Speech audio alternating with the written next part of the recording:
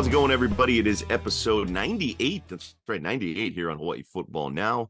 Jordan Helly Hunter Hughes back with you as always as we record this Wednesday, July 12th, 7 a.m. Hawaii time, just after 7 a.m. Hawaii time. Set to release this tomorrow, July 13th, for episode 98. Big mahalo to Spectrum Mobile and HawaiiUSA Federal Credit Union as well. Big thanks to our guy Jonathan producing this episode once again.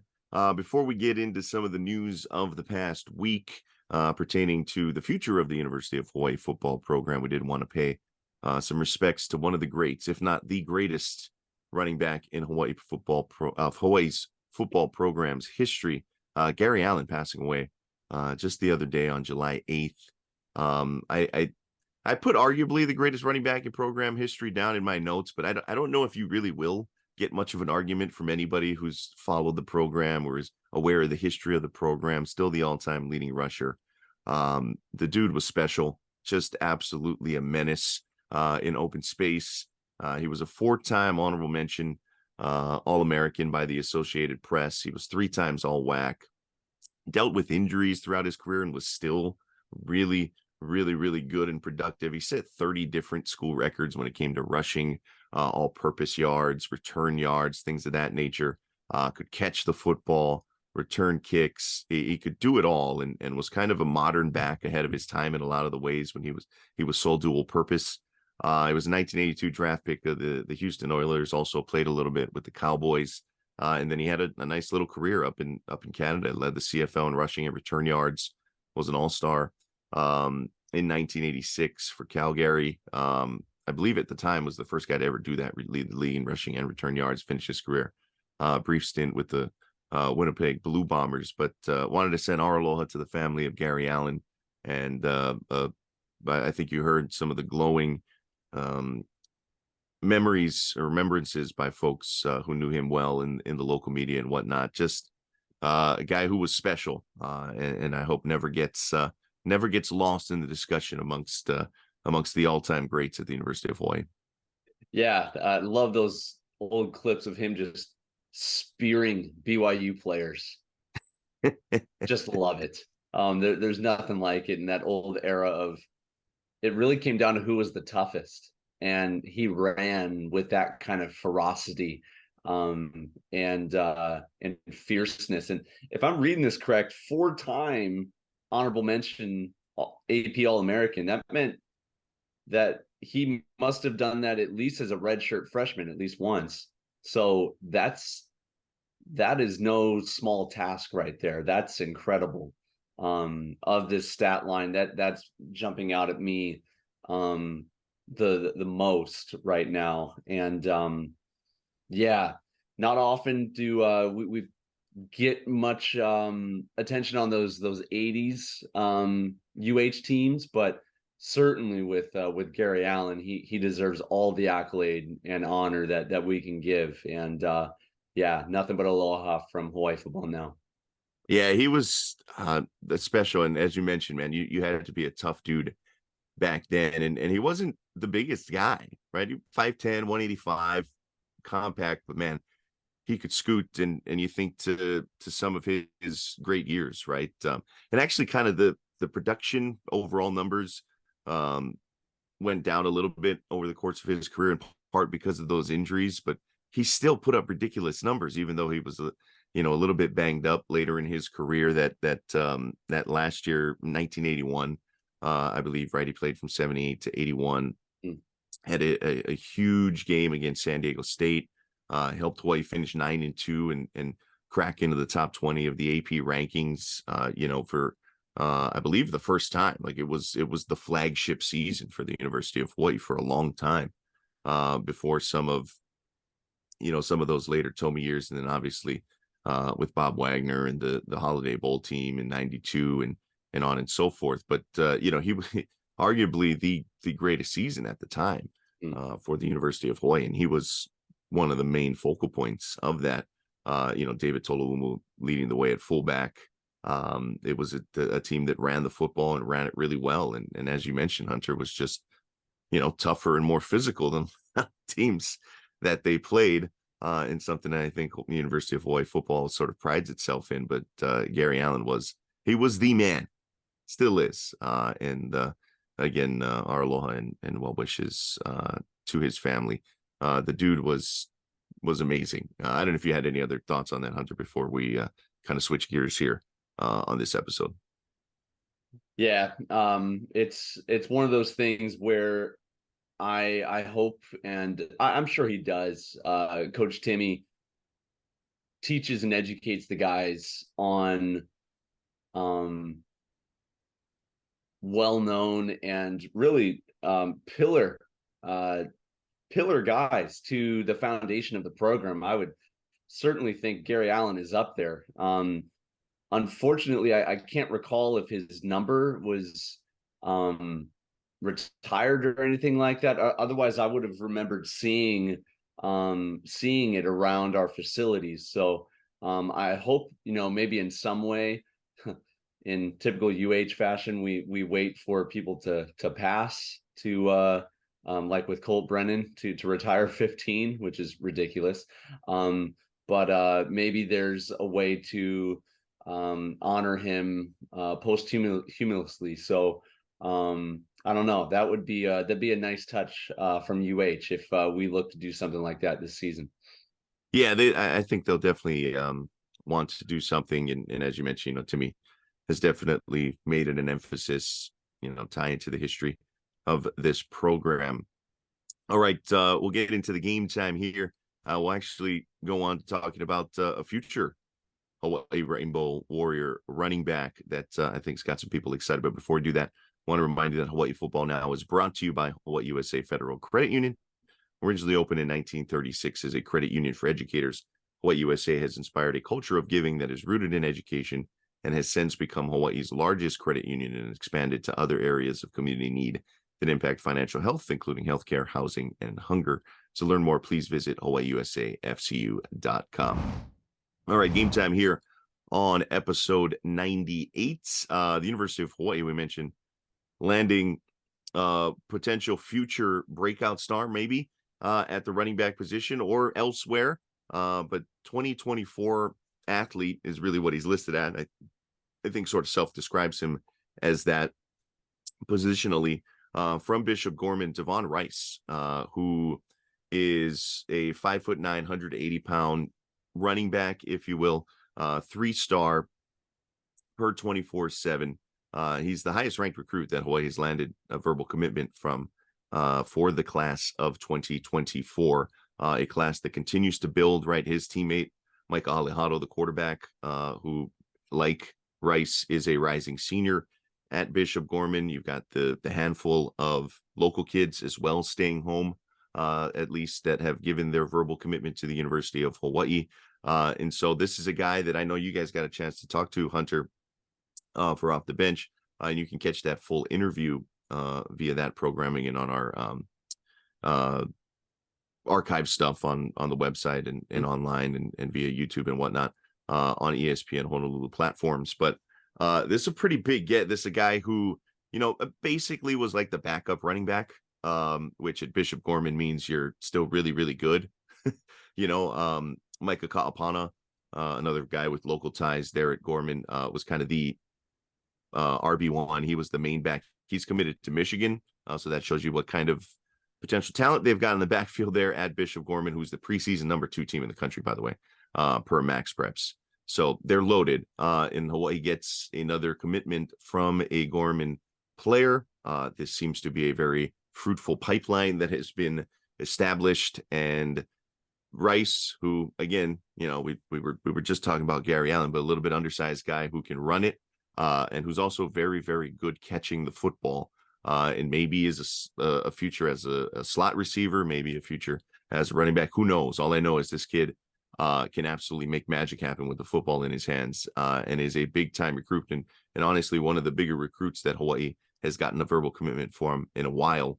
And if he sees this through, would be one of the better recruits, even though still just a 3-star. Maybe if he gets more touches this year, elevates that ranking or something like that. It's a big get, a really big get. Very rarely will we get 3-star athletes. And people will probably say, well, what about, other? No. Athletes, receivers, DBs, safeties, running backs, the guys that are running in the third group for sprints after practice. There's big men, there's big skills, and then there's skills. This guy would be in the skills category. This would be terrific. Again, unfortunately, it's still only a verbal. I don't want to get all of my hopes up, Jordan, because so much can happen between this time now and this time next year when they actually need to get pen to paper. Or I should say in 6 months, whenever National Signing Day comes and goes. But still terrific. It shows that one of our best recruiters out there is Micah Alahado, No the kidding, man. QB for Gorman. These guys want to come and play together. It's really kind of fun. The other interesting thing here is, you mentioned how he's kind of the RB2 behind a Michigan guy, which, I mean, what are you going to do there? But it almost seems for UH to be successful in the recruiting game, things have to just fall into place for us in multiple categories. I look at Michael Alahado, I believe is he a 3-star as well, Jordan? Might even be 4-star, forget what his official is, but he's an undersized QB. If he was 6'1", SEC is coming and knocking every single day. But the fact is he's about the same size as Devon. He's about 5'9" himself, and that's why he can come to UH. Same thing with Devon, where you might think, yeah, 5'9", 180 at a running back. That's kind of tall, but at the same time, preferably we'd like to have him a little heavier than that at the Division I level. But at the same time, it's boding well for UH, where we're kind of needing to kind of recruit in the trenches, if you will, and throw in there the Micah recruiting piece. I don't know. It was just a thought that I had, Jordan, where it almost seems like things need to kind of fall into place in multiple places for us to land guys like this. And you've got Coach Chris Brown and this pipeline being created from Gorman over here, the multiple guys that are already going to be on the roster from Gorman, Micah himself, him not being the RB1, all of these things play into UH's favor in signing these guys. It's not just one thing. I think this is how you start to build a salad bar, if you will, of a solid recruiting game, is being solid in each of these areas. I think it's a great point because, yeah, I mean, look, at the end of the day, the University of Hawaii, it's just not a program where you can just walk into anybody's living room and all of a sudden, it means you get an appointment. Like that's but Nick Saban doesn't coach here. That's not how this works. Lincoln Riley doesn't coach here. The program doesn't have the prestige of, some of these storied blue blood type institutions, and that's okay. It has a history. It has infrastructure, but you need to keep building on that, right? And as you talk about, put things in place and then take advantage of that, right? The Gorman connection for sure. What the coaching staff is sort of instilling in the program, every single one of these guys, including Devon Rice, and I was going to ask you to expand on this here in a second, Hunter, but talking about so much of it is talking about the feel of the program, kind of the family atmosphere, the love that the coaching staff has shown. Like guys have mentioned that, like the word love, right? And recruits mention that and whatnot. It's like, oh, I went to Oregon, man. They showed me a lot of love or something like that. It feels a little different when guys are talking about this and Timmy Chang and his staff. Because look, we can't sell them on fancy locker rooms and 17 different jersey combinations. Like that's just not what the University of Hawaii has to offer. And 17 is probably a little number when I'm talking about Oregon. But that's neither here nor there. Like you have to put things in place and then be able to take advantage of it, right? Because as you point out, like, look, you're not getting the 6'3" 4-star quarterback. Like, it's hard to land those guys. The 6'4", 6 foot 4-star running back. Like, that's hard. Our guy Al from VA, in fact, dropping in the comments recently, and then even yesterday, because Anelu Lafa'ele, local kid who had Hawaii in his Final Four, formerly of St. Louis, going to play his senior season over at Farrington, announced his commitment yesterday, did not choose Hawaii, opted to go to Wisconsin. Of course, his dad, Mike Lafa'ele, a lot of folks who remember him from his playing days. We're hoping Anelu, as a legacy, would choose to stay home like Pops and play for the University of Hawaii. But, and so Al from VA kind of asked about that. He's like, hey, what will it take to land a guy like Lafa'ele? And it's some of those things you just can't help, because as per 24/7 Sport, like, he would have been the first 4-star kid from Hawaii to stay home if he had chosen to stay. And so that would have been like groundbreaking had somebody like Anelu Lafa'ele decided to stay home. And so I don't necessarily hold that against Coach Chang and his staff for not landing somebody like that. Like, it's really, really hard. In fact, it's never really been done, at least since these rankings have come out, right? Like, right. Sure, you want to go back to the 90s and earlier than that, and some of the guys who stayed home, maybe they're probably 4 stars in the modern era.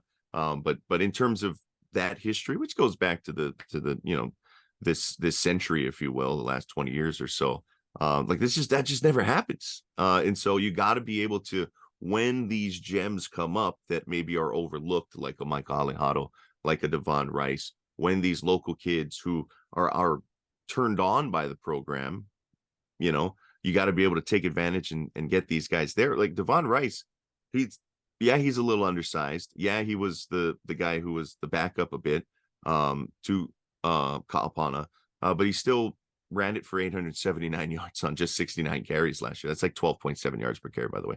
Had 11 touchdowns. He also caught 11 passes for 201 yards, just a measly 18.3 yards per catch, and 3 more scores. So he scored 14 touchdowns on 80 touches last year. It's pretty good. It's really, really good. But he had offers from BYU, Colorado, A&M, Texas A&M, that is, San Diego State, UNLV, and Portland State. So like A&M, Colorado, and BYU had offered this guy. This, the Hawaii at this point, as you mentioned, we got to wait till December for the early signing period. But at this point, has beaten out an SEC school, Dion, and a Big 12 school in BYU, which joins the program this year, and San Diego State, upper echelon of the conference. So it's a big one. It doesn't say 4-star in front of Devon Rice's name, but he's close. He's close in the composite rankings to leveling up, if you will. It's a big time get, really big time. Well, saying no to BYU was an easy decision. So, I mean, I tip my cap to him there. He's already bleeding green, if you ask me, Jordan. I love that. But yeah, we had a chance to talk to him. Terrific kid. Really cites his relationship with the Lord, actually, and how integral that was in the decision-making process. But then along with that, kind of pulled back the curtain even more from his recruiting trip to UH, and said that Timmy and the staff took the guys to Sandy's, and Timmy was showing them how to body surf out at Sandy's. To which I told him that the fact that Devon, made it in and out of Sandy's without any permanent injury was a job well done. And he didn't know that it was called Broke Neck Beach or anything like that. He's like, "Are you serious?" And I'm like, "Yeah, man. Great job. You're already local." Really, really excited about that. But you mentioned it. What does UH have to offer? UH has that personal touch. UH has that sense of ohana. And it got me thinking a little bit after that interview, even less with Rolo, because Rolo was a player and a GA and an assistant coach under us. He got it. More so with the Chow era. Chow, to his credit, that's pretty much all he knew, tried to run UH like a Power 5 program. Tried to run it with this certain level of prestige to try to get guys over here with the the pro style offense. He was the one that brought in the Under Armour contract, which at the time was a really big deal. But still kind of ran it with the prestige, had layers to the recruiting process, had, host players, and it was their job to show the guys around. But in some ways, anytime he was around the players, it was still very kind of robotic and going through the motions, if you will, where Timmy removes those layers and you're at the beach with Timmy and Sherry and their 5 kids. You know what I mean? Like, there is no layers to this thing. Like, either you're a part of this family or you're choosing to go elsewhere, and we say aloha and bless you no matter what your decision is. But to me, that is the difference here, is the accessibility, the friendliness, the closeness, the connection, the aloha, and what they're talking about with this brotherhood thing, that is real. That there's no charade about it. Like, that is what they are encapsulating, what they are trying to create. And with this new generation, it's successful. It's really cool to watch. Yeah, that I think, the program has to exist that way.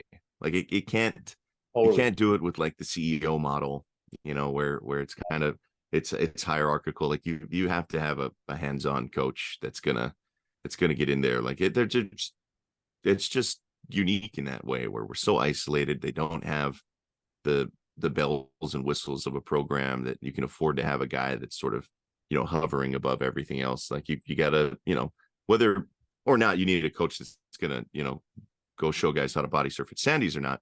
I think it helps. It absolutely helps, but you need somebody that's gonna be pretty head on. Yeah. Yeah, if you're winning 10 games, you can pretty much do whatever the heck you want. But exactly, you can't do the CEO mindset and turn around and win 3 ball games and expect to still be a coach here. So yeah, it's just not going to result in wins. Like, I think it's been proven over time. One last note on this: with the Rice commitment, Hawaii is now up to number 3 in the Mountain West recruiting rankings for 2024. Again, that's a window that's going to last for a while more, with the early signing period in December and then the traditional signing period in February. And as we've talked about at length on this podcast, that cycle extends well beyond that, with guys coming in. But this is per 24/7 Sports. So right now they've got the 3rd best recruiting class for the class of 2024. This according to 24/7 Sports rankings. Hawaii's never come close to finishing in the upper half, really, of the conference in terms of recruiting. Like, that's just not how Hawaii is. Even when they've been good, that's not necessarily been the recipe for success. It's been a lot of guys coming in transfers. It's been a lot of sort of dudes on second chances. They've found other ways to varying degrees of success, sometimes a lot of success. But they're just like the traditional high school signings. Like, this is not what Hawaii has done. And this I think is one really, really positive sign. Big time. I don't know where they'll finish. Again, it's a long ways from it, but as of right now, they're number 3 in the class of 2024 rankings for the conference. I almost think of it like jewelry, Jordan. So never have we had the opportunity to go out and just grab diamonds that are already mature. We've had to settle with grabbing Coles, and I don't mean Cole McDonald, who would actually be one of these. I mean COAL, like charcoal, and hoping over time through careful process and pressure and nurturing, they turn into diamonds. This is a different situation here, where we're able to grab these guys, and with open door policy, let other schools turn them into diamonds and let them come home. It's who knows what could happen. You and I have held this reservation a year or two, one solid year. Okay. One bowl appearance with this coaching staff, complete game changer. I really feel that way. If we can get to 6 wins this year, 6, and get an at-large bid to a Hawaii Bowl, that is beyond successful. That is all we're going to need before this thing drastically turns around. Yeah, I like it. I like the analogy. I think that's a pretty good one. Raw materials don't hurt, but if you can get a little bit more of a finished product, that just kind of speeds the process along. No doubt about that. So Devon Rice, big verbal commitment for the University of Hawaii. We'll take a quick halftime break, come back. Some news regarding the University of Hawaii campus for Friday, September 1st, which will be the same date as the home opener, with Stanford coming to town in the revamped and upgraded Ching complex. And then we'll get into some of your comments as well that you've dropped us via the social media. So second half coming up right here on Hawaii Football Now. This is Hawaii Football Now from ESPN Honolulu. All right, second half time here on episode 98. Jordan and Hunter back with you. Some news coming down yesterday. This would have been Tuesday as we record this Wednesday morning, set to release this as usual Thursday every week via the ESPN Honolulu platforms. The University of Hawaii is effectively closing campus on Friday, September 1st. Of course, a lot of people have that circled on their calendar because that's the home opener for the University of Hawaii. The week before, they'll be in Nashville taking on Vanderbilt, and then they come back home and again on national television will take on a Power 5 opponent. Arguably the biggest marquee opponent to come in. I know they've played Vanderbilt, they've played some ranked Mountain West teams over the years, but to come to campus, to Ching and not Aloha Stadium.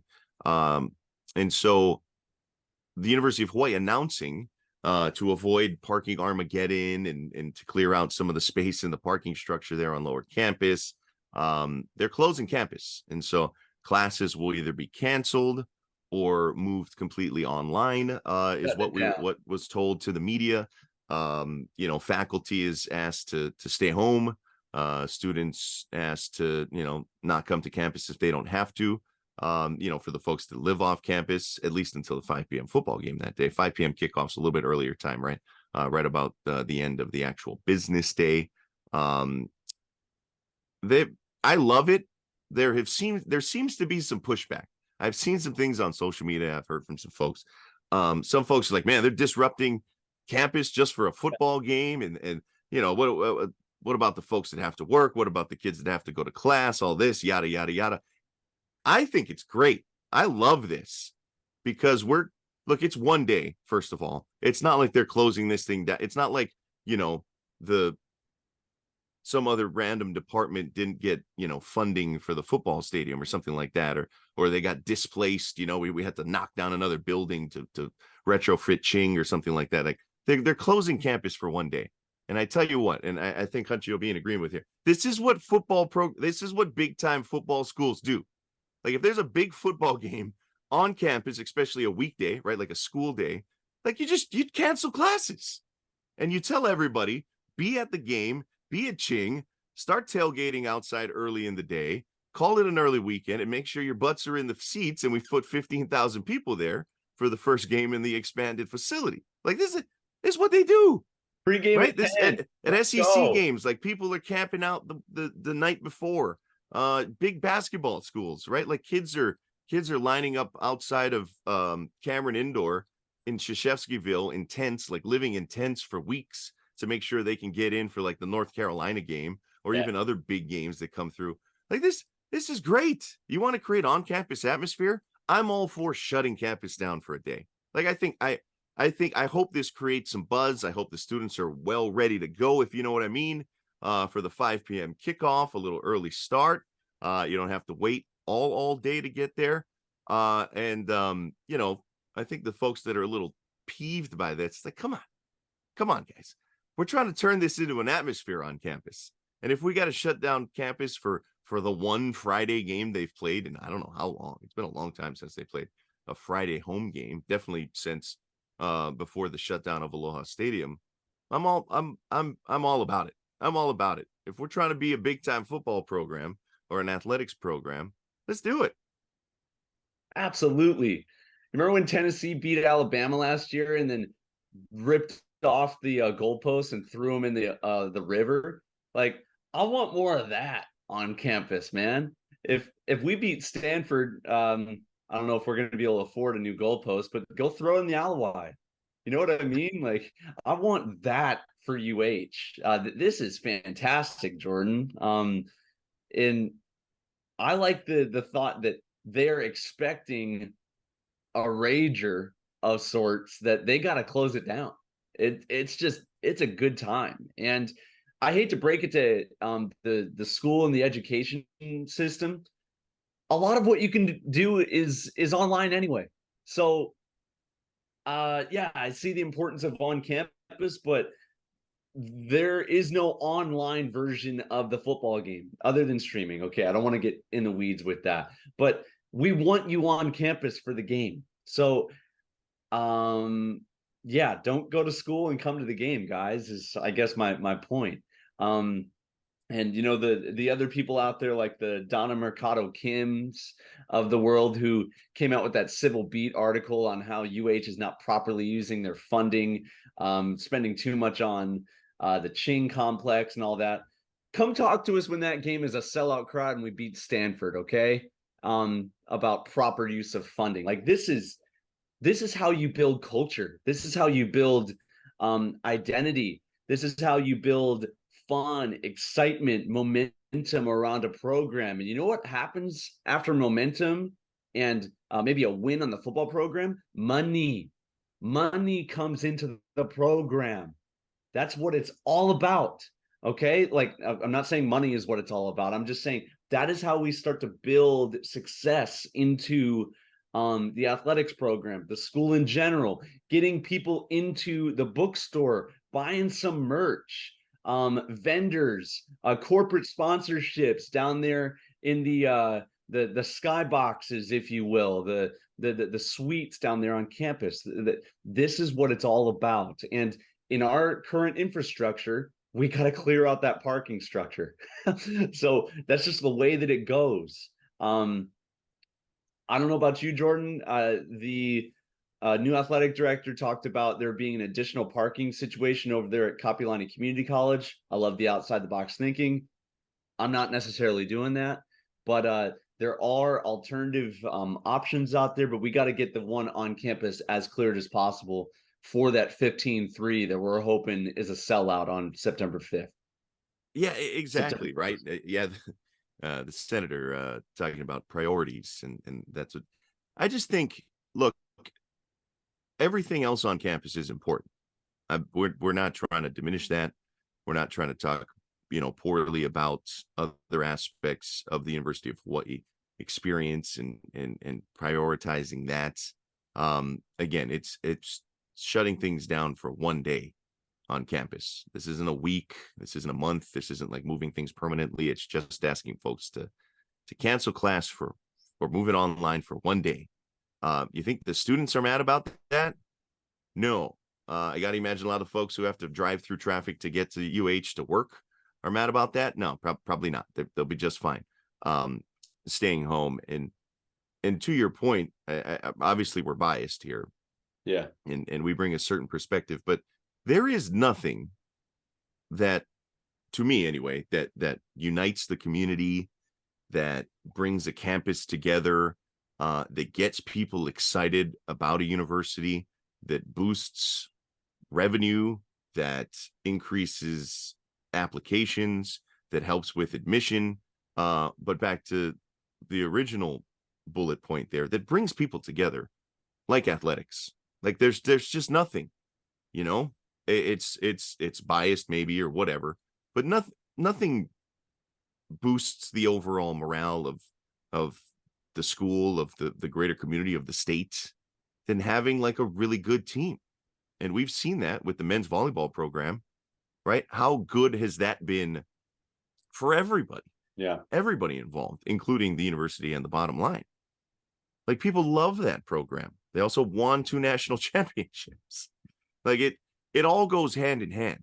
And as big as men's volleyball has gotten, I'm not saying the football program's on the verge of like breaking through and winning national championships, but if the football program is good and you can put 15,000 people in that in that facility routinely, and people are talking about it, and people are paying attention, and people are spending money, right? And people are boosted up, and people are feeling good when the University of Hawaii football team is good. Look, you just have to go back to 2007, and I'm not saying Colt Brennan's walking through that door, or a New Year's Six bowl game is on the horizon, but people remember what that felt like. Yes. Like, it swept up the state. And so, look, you can talk about prioritizing other projects, and you can talk about, hey, look, we're shutting down campus for an entire day. Like, yeah, because when the football program is rolling, and when you can get people excited, it does something that nothing else can do. I'm sorry, that's just a fact of the matter. And so, look, I'm all for shutting down campus once a season. It's the only weekday game they have all season. Right. And heck, look, if they were to be playing nationally televised, right? You want the place full. You want the student section rocking and a little rambunctious. You want people to get there comfortably, right? It's the first experience people will have in the expanded section. And you don't want people turned off because the parking was exasperated or made worse by the fact that, hey, we also had class on campus that day. Like, make it as user-friendly and fan-friendly as possible so people keep coming back and people keep getting excited about game day on campus at the University of Hawaii. There was more pushback to this than I thought, and I was just kind of flabbergasted by it, because to me, it's great. Like, this is big time football. Close it down, bring everybody to campus for one reason and one reason only, and that's to go to the football game. I love that this is coming down from Lassner. This isn't just the AD. Like, this is coming down from the president of the school. Yeah, talk about priorities. I think this is great. I think this is a great priority to do this. Sorry, go ahead. I didn't mean no. Like, Jordan got me ready to run through a brick wall over here. I love it. Yeah, it's a shifting of priorities, and we're not saying shut down the school for the semester. We're not saying the football program is taking out buildings on upper campus or anything like that. We're talking about one afternoon, people. One afternoon. And if you can do your class online, and by the way, what student is going to be bummed about not having to go to class one day? That's what I'm saying. You're telling me we get a snow day in Hawaii? Down when? Yeah, it's a Friday? Come on. You tell me I can sleep in, roll over to my friend's dorm across the hall. We can start pre-gaming and then roll on down to campus in a few hours. That sounds like a great start to the 3-day weekend, man. Let's go. Yeah, and that's is that a Labor Day weekend? So did we just give them did this UH administration just give them a 4-day weekend? Let me go confirm this. Sorry, Hunter, keep rolling. No, enrollment by 1 million. Let's go. People. Yeah, it's Labor Day weekend. Yeah. It's gonna be a 4-day weekend. Come on, guys. What are we doing here? That's what it's all about. Who thinks this is a bad idea? Oh my gosh, man. Whoever does think that's a bad idea, your pants are so high they're starting to get up by your nipples. Let's just pull them down. Let's have a little fun, folks. Let's have a little bit of fun. Let's go with Hunter. We'll go down to the field. We'll have a good time. Exchange the button up for an Aloha shirt, unbutton it, and come down. You're welcome. Okay, it's gonna be fun. Let's go. Come on. Yeah, I'm all for it, man. I'm all for it. I just found it kind of funny, and I get it. Look, football's not going to be for everybody. You're disrupting things. I understand. It's just I just thought it was kind of funny that there was so much concern. I just thought it was a little overblown, and I love. This is what big time schools and football programs do. Like, if there's a big game on campus, that's the thing that takes precedent for the day. Again, for the day, as it goes. All right, enough of me pontificating here. Let's dive into some of the comments before we wrap things up. Want to give a shout out to Leonard. Loving Hunter's ideas, by the way. Leonard, giving you a lot of love, Hunter, on our YouTube post for the last episode about improving the fan experience. Alpha VA kind of chiming in on that. He said, we've there've been a lot of he would just like to see some of these things implemented, whatever it is, whether it's our ideas or elsewhere. Like, just start, Michael also on the endorsing Chad Owens as the freeze if we do have like the sprint a la the Atlanta Braves. He would fully embrace that too. Chad would fully embrace that role. He'd also never lose. No. That's without a doubt in You my need mind. someone with enough motivation to run after the kid, because that was the one thought that I had later on. I'm like, at some point, don't you want the kid to get the scholarship? Yeah, So what's the incentive for running down and tackling this poor, freshman biology student, who didn't have to go to class on Friday the 1st. Yeah, exactly. But I think Chad's my leading candidate right now. Yeah, there we go. There we go. That dude's he's in better shape now than he was when he was like 19. Um, our guy Sean dropping a line as well. He's about adding some tailgating to Upper Campus. He said other schools do it, then walk to the complex. He said he would even pay for a spot to go set up a tent somewhere on campus during the season. There's an idea. Yep. I'm not saying nickel and dime the fans or gouge people or anything like that, but hey, if you can rent a little 8x8 piece of grass someplace and be like, hey, there's your spot, there's the season ticket holder tailgate area. I don't know. Also another good reason to shut down campus for a day. I'm sorry, I keep There's room. beating this There is horse. room. No, there is. We'll get into some of the questions here as well, Hunter. You may be able to help shine some light on some of these things. Joseph, a few weeks ago, kind of asked, do we have a recruiting coordinator who handles all the Pacific Islands? That's some serious ocean to cover. Yeah, true. Very true. Very true. And that's part of what we've talked about for the University of Hawaii, right? Being able to kind of cast a wide net over Polynesia and get guys. And we've seen that. Australia, New Zealand, Samoa, even beyond.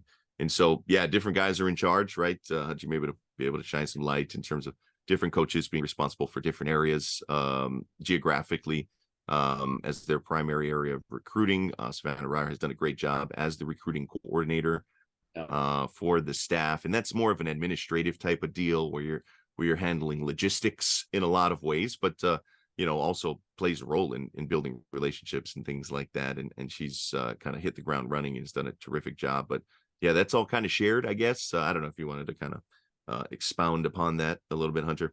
Yeah, before Savannah, obviously Coach Lau was our recruiting coordinator. So he's very important with that. I think Coach Sapolu and Coach Etienne, both those guys are pretty just connected to Samoa with their families. And so that plays a part.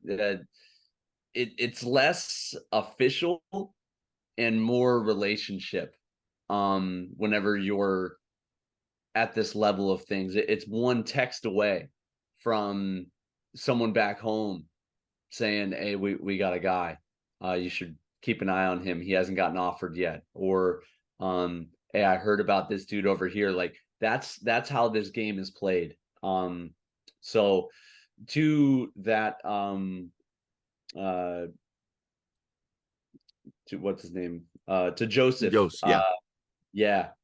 This coaching staff, I'm not just popping off when I say that. They've got it covered.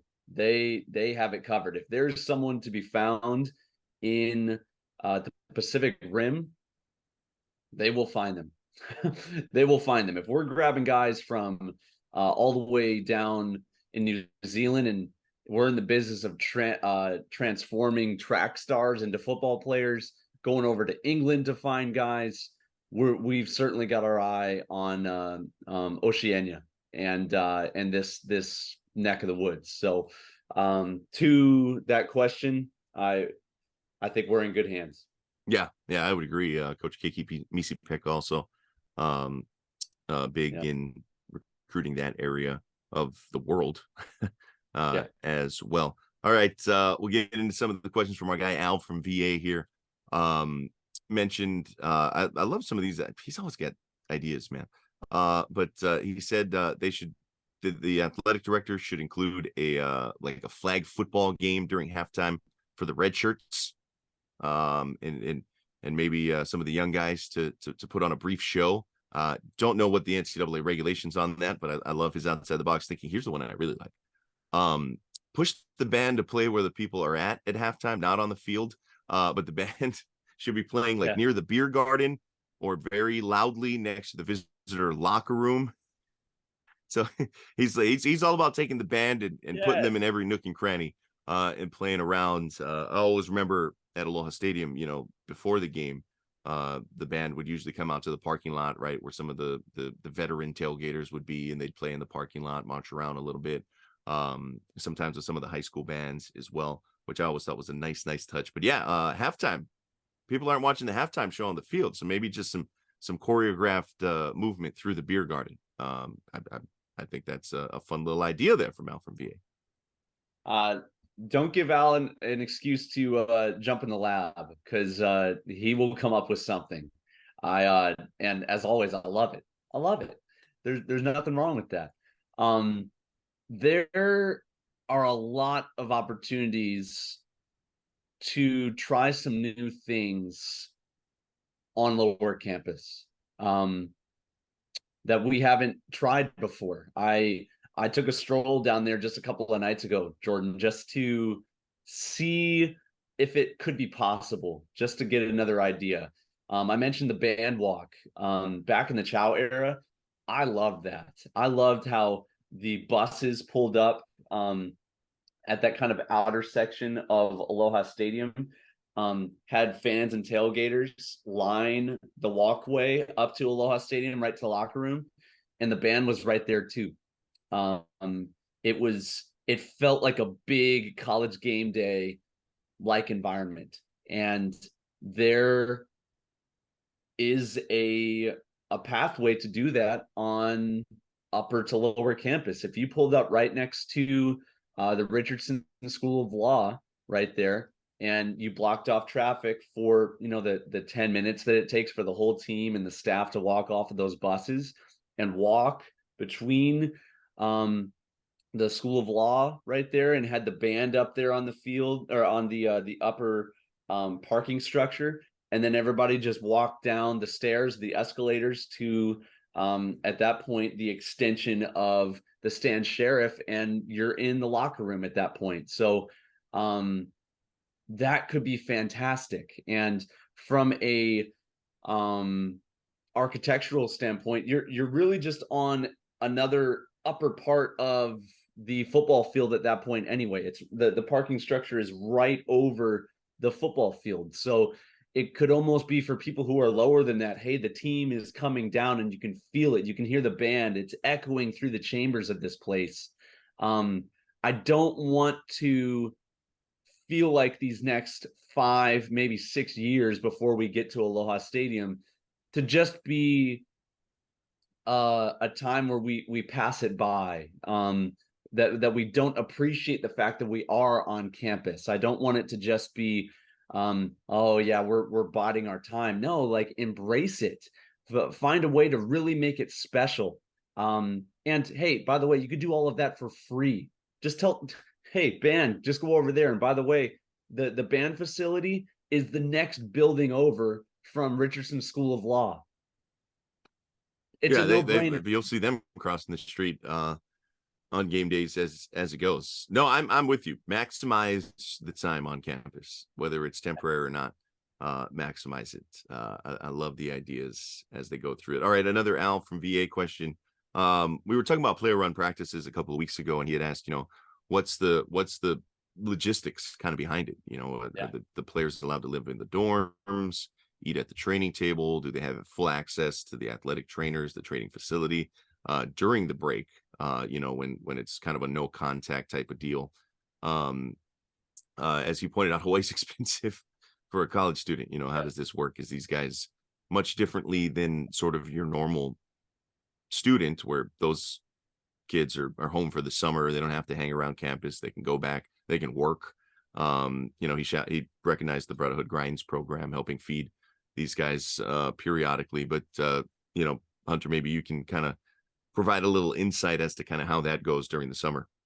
Yeah, the player run practices, or PRPs, typically they used to take place on the turf, so that the coaches whose offices are right above can observe the practices without observing the practices. And so that was kind of the fun thing about UH, where the coaches could actually get around some NCAA protocol right there and actually run practices without quote unquote running practices.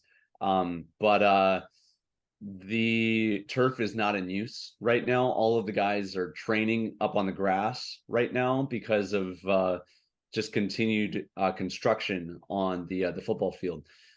So that's kind of happening over there.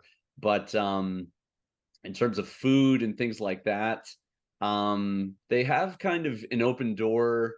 I know we say that for other things on this show, but really the players can come and go and eat as many snacks as they want to. And when I say snacks, it's like bananas, fruit, pog, muscle milk, anything connected to the training room and the weightlifting facility.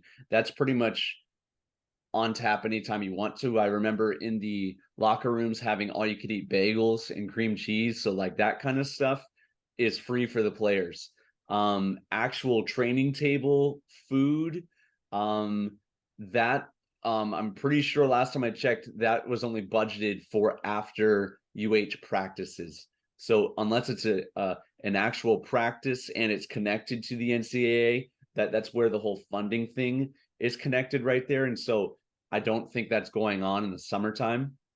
Guys are having to figure out what to do. Now, to UH's credit, a lot of those guys are on scholarship. So it's up to them to be adults, handle their money wisely, figure out best ways to eat and eat modestly to keep themselves going. That's on them. That's their kind of responsibility. But I have a little bit different thought there because I was a walk-on. I worked 2 jobs during the summer, and so for the scholarship guys acting like it was all tough, I don't really have any sympathy for them there. Sorry, I just don't.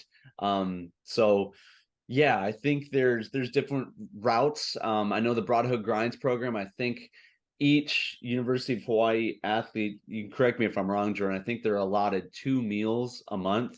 Something like that. Yeah, I forget the details. I know it's evolved a little bit over time, and obviously what they're doing with a number of different programs as well, not just football.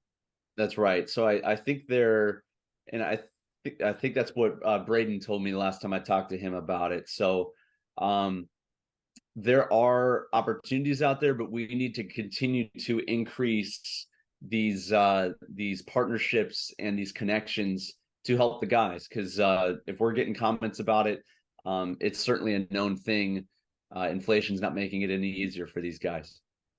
No doubt about that. Good stuff. Yeah, thanks for sharing kind of the athlete experience there, Hunter.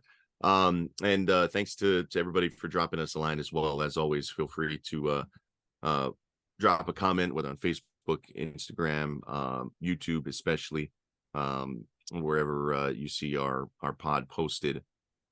We appreciate that.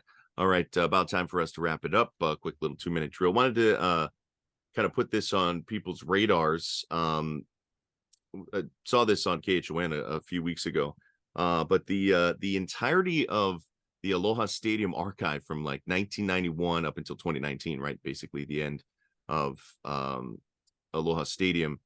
The video archives are now under the stewardship of the state archives and the state archivist. And so basically, if it happened at Aloha Stadium from like 1991 onward, whether it was like high school games, University of Hawaii games, for a time, like concerts, things of that nature, right? The Aloha Stadium in-house video production recorded it all, right? Stadium stars, folks remember from high school football back in the day. And so it'll take them a long time, but basically the state archives are tasked with converting all of the thousands of hours of tape and DVDs into an online format for public enjoyment, like which will eventually be free to everybody. And so, you know, I'm sure there will be some UH stuff in there eventually, but a lot of other things. I think this is a really cool project. They also kind of put out the word, did the state archives, If anybody wants to volunteer and help speed along the process, they're welcoming and training people who want to go in there and help digitize all of these literally thousands of hours of tape, right? You think how many events were held at Aloha Stadium over the last, over that, 20 something year period. So just wanted to kind of put that on the radar, and who knows what kind of gems we'll get digitized here over the next, I don't know, they said it'll take like a decade to get through.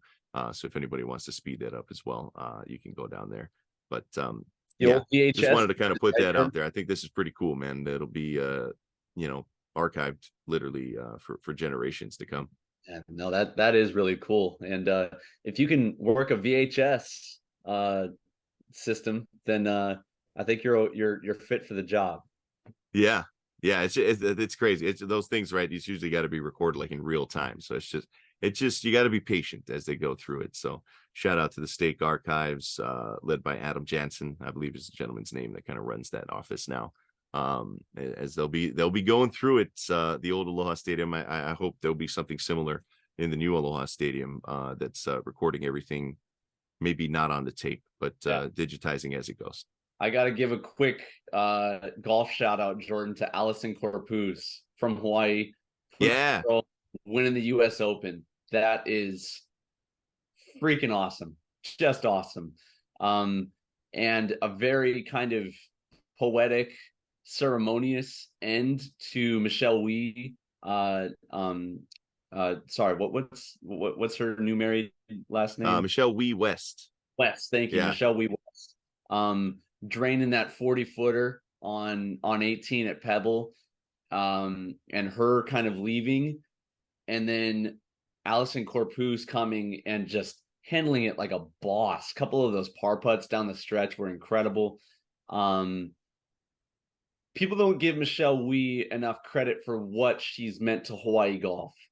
So much has been about what she didn't accomplish or what she didn't measure up to, or that it was her career was a bummer.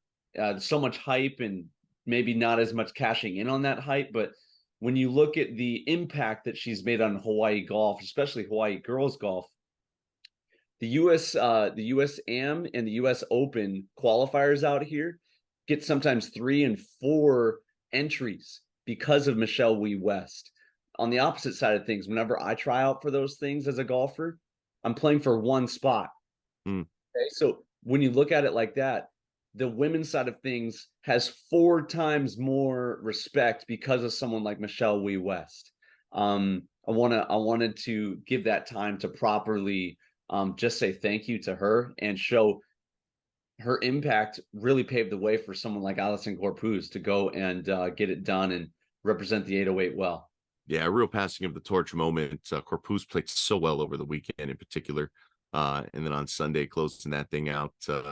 And to win at Pebble too, like that just adds some cherry on top. Really cool stuff. A great shout out by you. Shout out to our sponsor, Spectrum Mobile and HawaiiUSA Federal Credit Union, for helping present this episode of Hawaii Football Now. Shout out to our guy Jonathan on the controls, and mahalo to you as well, Hunter. Always good stuff. We're getting closer and closer. Training camp's just a few weeks away. Mountain West Media Days are next weekend. It's going to be, or midweek, I think, next week up in Vegas. We'll see the University of Hawaii representatives up there with Coach Timmy Chang. And then we got episode 100 like around the corner. It's big times. We're barreling towards that first week of games in Nashville in just about 6.5 weeks time.